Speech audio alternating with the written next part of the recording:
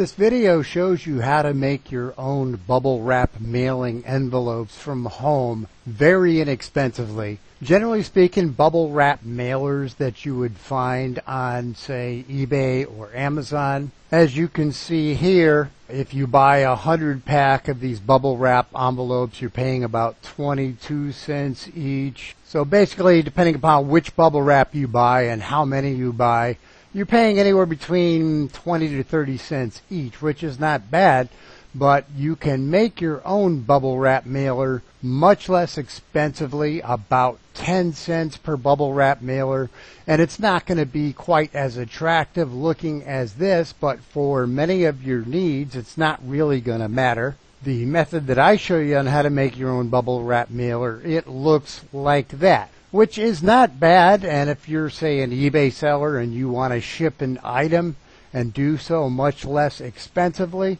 you just make your bubble wrap mailer like this, slap on the label. The recipient is not really going to care too much whether it looks like this or it looks like this.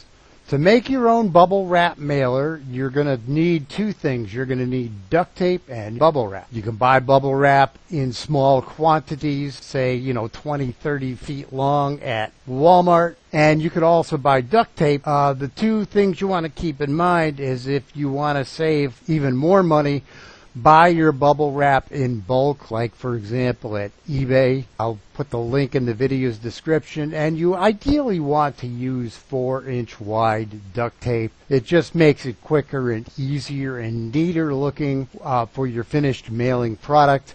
Again, there's a link in the description to that. Instructions are basically you cut out the length of bubble wrap you need, which will be double the actual size of the envelope because you're going to fold the bubble wrap in half. Apply duct tape on both sides to close it up. You're then going to want to trim the top to make it look neater. Then you continue applying strips of duct tape across it. You see why the 4-inch duct tape is better. The finished product just looks nicer. And when you're done, you end up with a mailer that looks like this. You put the item inside there, and then you can seal the top with another strip of duct tape or shipping style Scotch tape, which is also wider. Regular Scotch tape is like, 3/4 of an inch, whereas your shipping clear tape is going to be about 2 inches wide. So you can just do one strip right across the top to seal your mailer. And using this method, you're going to spend about 10 cents each for each mailer